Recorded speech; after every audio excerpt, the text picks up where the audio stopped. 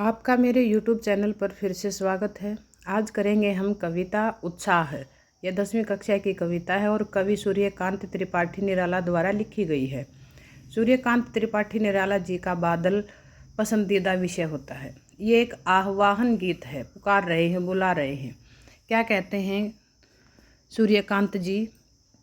बादल गरजो, घेर घेर घोर गगन धाराधर ओ, ललित ललित काले घुंघराले बाल कल्पना कैसे पाले, विद्युत छवि उर्मे कवि नव जीवन वाले, वज्र छिपा नूतन कविता फिर भर दो बादल गरजो। कि हे बादलों आओ तुम गर्जना करो, इस आसमान को चारों तरफ से घेर करके मूसलाधार वर्षा करने वाले अरे ओ बादल, तुम ललित ललित नए नए काले घुंघराले बालों वाले हो। अर्थात तुम्हारी रचना इस प्रकार से की गई है जैसे काले घुंघराले वाले छोटे बच्चे हों। बाल कल्पना कैसे पाले, जैसे हम कल्पनाओं में बच्चों की रचना को देखते हैं। विद्युत छवि उर्मे, तुम्हारे हृदय में विद्युत की आभा है, बिजली की कांति है और तुम हर कवि के मन में भी नव जीवन प्रदान कर देने वाले हो, अर्थात इस सृष्टि में भी नया जीवन देने वाले हो। वज्र छिपा नूतन कविता, तुम्हारे अंदर वज्र छिपा है, क्रांति का तुम प्रतीक हो और तुम हर कवि के मन में नई कविता फिर से भर दो। हे बादल आओ और गरजो। इस पहले छंद के शब्दार्थ हैं गरजो मतलब गर्जना करो, घेर घेर यानी कि घिर करके आओ, अर्थात चारों तरफ से घिर करके तुम वर्षा करो। ललित होता है सुंदर और विद्युत छवि मतलब बिजली की कांति वाले, बिजली की आभा वाले। अब इस पूरे पद्यांश का भावार्थ लिख दिया है, ध्यान से देखिए। प्रस्तुत कविता में कवि ने बादल के बारे में लिखा है। कवि बादल से गरजने का आह्वान करते हुए कहता है कि हे बादल, तुम चारों ओर से घिर घिर कर घोर अर्थात भयंकर तरीके से गरजो। कवि का कहना है कि बादलों की रचना में एक नवीनता है, नयापन है। काले काले घुंघराले बादलों का अनगढ़ रूप, अनगढ़ जो बिना गढ़ा हुआ हो, जिसका कोई अच्छा सुंदर सा आकार ना हो, ऐसा लगता है जैसे उनमें किसी बालक की कल्पना का विस्तार समाया हुआ है। तुम्हारे हृदय में बिजली की आभा है, चमक है। तुम नए जीवन का संचार करने वाले हो। तुम्हारे अंदर वज्र नामक शस्त्र की अपार शक्ति मौजूद है। अर्थात बादल यहाँ संहारक हैं, अर्थात विनाशक रूप धारण करने वाले हैं, क्योंकि जब बादल अपना विनाशक रूप धारण कर लेते हैं तो अधिक वर्षा के कारण बाढ़ आदि भी आ जाती है। उन्हीं बादलों से कवि कहता है कि पूरे आसमान को घेर कर भयंकर गर्जना करते हुए मूसलाधार वर्षा करो। बादलों को कवि क्या कहता है कि इस आसमान से चारों तरफ से गिर करके आ जाओ और मूसलाधार वर्षा करो, क्योंकि बादल नवजीवन का संचार करने वाले हैं। नवजीवन का संचार कैसे करने वाले हैं? क्योंकि प्रकृति क्या होती है, जब पानी बरसता है, बादल बरसते हैं, तो बरसने के कारण जो प्रकृति में नयापन आ जाता है, सभी अंकुर फूटने लगते हैं, प्रकृति में हरियाली छा जाती है, तो वो नवजीवन का संचार करती है। किसी कवि की नई कविता की तरह बादल के हृदय में असीम ऊर्जा भरी हुई है। असीम जिसकी कोई सीमा नहीं है, ऐसी ऊर्जा भरी हुई है। जिस प्रकार से कविता भी मानव के हृदय में असीम ऊर्जा भर देती है, ऐसे ही बादल भी असीम ऊर्जा भरने का प्रतीक है यहाँ पर। इसीलिए कवि बादलों से कहता है कि वे किसी नई चेतना की रचना करके सबको असीमित ऊर्जा से भर दें, जिसकी कोई सीमा ना हो। ऐसी ऊर्जा हर किसी के अंदर भर दो, ऐसी चेतना भर दो कि नई ऊर्जा सब में समा सके। दूसरे छंद में सूर्यकांत जी क्या कहते हैं? विकल विकल उन्मन थे उन्मन, विश्व के निदाग के सकल जन। विकल विकल बेचैन और व्याकुल, उन्मन थे उन्मन, उन्मन बेमन वाले, अनमने से। विश्व के निदाग के सकल जन, इस संसार के गर्मी से पीड़ित सारे मनुष्य आए अज्ञात दिशा से अनंत के घन। और आए अज्ञात दिशा से, बादल जिसकी कोई दिशा ही नहीं है, अज्ञात दिशा यानी कि पता ही नहीं कहाँ से आ गए हैं। अनंत के घन जिसका कोई अंत न हो, अर्थात अज्ञात दिशा और अनंत आसमान की ओर इशारा किया है कि आसमान की ना ही तो कोई अंत है और आसमान की ना ही कोई दिशा है। ऐसे बादल तप्त धरा फिर जल से फिर शीतल कर दो बादल गरजो, कि इस तपती हुई धरती को अपने जल से फिर से शीतल कर दो हे बादलो गर्जना करो।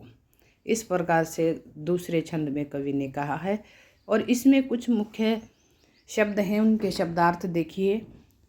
विकल यानी कि परेशान, व्याकुल, उन्मन अनमनेपन से अर्थात बेमन वाले, निदाग गर्मी, सकल सब, अज्ञात जिसका पता नहीं, अनंत जिसका अंत न हो अर्थात आसमान, घन यानी कि बादल, तप्त तपती हुई, धरा धरती, शीतल मतलब ठंडा। इस दूसरे पद्यांश का भावार्थ देखिए। इन पंक्तियों में कवि ने कहा है कि बादल बरसने के लिए व्याकुल थे, बादल बरसने के लिए व्याकुल थे। और संसार के लोग क्या थे? विश्व के सभी लोग तपती गर्मी से बेहाल थे और उनका मन बेचैन था, उदासीन था। वे बादलों से ही आस लगाए बैठे थे कि ऐसे में कई दिशाओं से जिसका कोई अंत नहीं है, ऐसे आसमान में यानी कि बिना अंत वाले आसमान में क्रांति रूपी बादल घिर आए। और कवि उन बादलों से कहता है, क्या कहता है कवि उन बादलों से? जैसे वो क्रांति के लिए बादल घिर करके आए हैं ना, देखो कि बादल जब आएंगे तो प्रकृति में क्रांति आएगी, नवजीवन आएगा। तो इसी प्रकार से बादल क्या कहता है कि क्रांति रूपी जो बादल घिर करके आए हैं, उन बादलों से कहते हैं कि इस तपती हुई धरती को वो अपने जल से शीतल कर दे, सभी की पीड़ा समाप्त हो और वे सुख का अनुभव करें।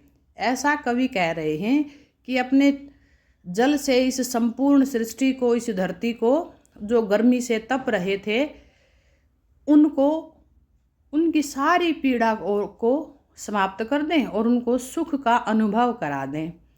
क्यों? क्योंकि बादल बरसने के लिए व्याकुल थे, अनमने थे। यहाँ पर बादल भी व्याकुल हैं और अनमने हैं, और यहाँ पर विश्व के लोग भी व्याकुल हैं और अनमने हैं गर्मी के कारण। गर्मी के कारण व्याकुल हैं और अनमने, दो तरह से लगेगा इसका अर्थ। विश्व के सारे लोग प्यासे हैं, ताप व गर्मी के कारण तप्त प्यासे जनमानस को तुम्हारा ही सहारा है, वे तुम्हारी ही आस लगाए बैठे हैं। अर्थात क्रांति के वाहक बादल अज्ञात दिशा से, अंतहीन आकाश से जल बरसाकर इस प्यासी धरती को शीतलता प्रदान करते हैं। अब प्यासी धरती मतलब गर्मी के कारण सब कुछ सूख गया है। और ग्रीष्म ऋतु के बाद क्या आती है? वर्षा ऋतु। अब वर्षा ऋतु में बादल जब गर्जना करते हुए आसमान में घिर करके चारों तरफ से घनघोर गर्जना करते हुए आते हैं और जब बरसते हैं तो इस प्यासी धरती को शीतलता प्रदान करते हैं। तपित धरती को जल बरसाकर शीतल कर दो, और जो तप रही है, तपित मतलब तप रही, इस धरती को बरसा करके शीतल कर दो। अर्थात एक और बादल अपने शीतल जल से जन जन की प्यास शांत करता है, तो दूसरी ओर यही बादल जो क्रांति का प्रतीक है, नई कल्पना, नव जीवन के अंकुर उगाएगा। इसी से क्रांति का सूत्रपात होगा, अर्थात इसी में क्रांति आएगी, नया जीवन। जैसे नए पेड़ पौधे उगेंगे, सभी बीज जब फूटेंगे, उनमें अंकुर फूट जाएंगे, तो एक नई क्रांति का सूत्रपात होगा। अब ये थी हमारी कविता, उसके शब्दार्थ और उनके भावार्थ। ठीक है, अब क्या है, अब हम इस कविता में जो सुंदरता प्रदान हुई है वो कैसे हुई, अर्थात काव्य सौंदर्य। काव्य सौंदर्य क्या होता है? कविता की सुंदरता किस प्रकार से बढ़ी है, ऐसे शब्द, ऐसी लाइनें, ऐसे छंद, ऐसे अलंकार, ऐसे कौन सी चीज़ें हैं जो इस कविता को सुंदर बनाते हैं। तो कौन कौन सी चीज़ें हैं? अब उत्साह कविता में क्या है, संस्कृत निष्ठ खड़ी बोली है, यानी कि संस्कृत के शब्दों का प्रयोग हुआ है। आप यहाँ पर तत्सम शब्दावली का प्रयोग हुआ यह भी लिख सकते हैं। काले घुंघराले में मानवीय कर्ण अलंकार है। काले घुंघराले यानी कि बाल किसके हैं, बच्चों के, और बच्चों की कल्पना किस में की गई है, बादलों में, तो मानवीय कर्ण हो गया। बाल कल्पना कैसे पाले, कैसे पाले, कि बाल कल्पना की तरह पाले गए हूँ। जैसे बच्चों की कल्पना होती है उसी तरह से बादलों की कल्पना की गई है। यहाँ पर क्या है, कैसे, सा से सी, ये जो से लगा है तो उपमा अलंकार है। घेर घेर घोर, अब यहाँ घ की आवृत्ति 3 बार हुई है। आए अज्ञात में अनुप्रास अलंकार है। आए अ यानी कि स्वर की आवृत्ति हुई है बार बार।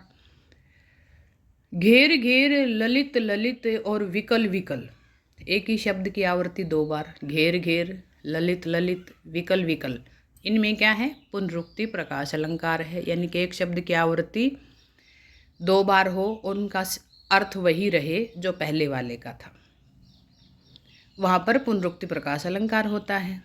कविता में संगीतात्मकता है, यानी कि कविता जब पढ़ते हैं तो ऐसा लगता है जैसे कोई गीत गाया जा रहा है। संबोधनात्मक शैली में है। संबोधनात्मक यानी कि पुकार रहे हैं, बादलों को पुकारना संबोधन करना, अर्थात संबोधनात्मक शैली का प्रयोग कविता में हुआ है। और कविता में खड़ी बोली का ओजपूर्ण प्रस्तुति है। ओजपूर्ण यानी कि साहसिक कार्यों का वर्णन जहाँ होता है वहाँ ओज होता है, ठीक है। तो खड़ी बोली का ओजपूर्ण प्रयोग किया गया है। और पहले भी बताया है कि यह एक आह्वान गीत है। अब नाद सौंदर्य यानी कि ध्वनि सी उत्पन्न हो जाए और वो सुंदरता पैदा कर दे, ध्वन्यात्मक शब्दों का प्रयोग है। घेर घेर घोर, ऐसे ये ध्वन्यात्मक शब्द हैं। प्रतीकात्मक शैली है। प्रतीकात्मक यानी कि प्रतीक मान लेना किसी दूसरी चीज़ का के साथ, सहारा मान लेना, तो वो प्रतीकात्मक शैली होती है। और इसे संपूर्ण रचना में यानी कि दोनों छंदों में क्या है, मुक्तक छंद है। ये जो रचना है मुक्तक छंद है, मुक्त रूप से किया गया है।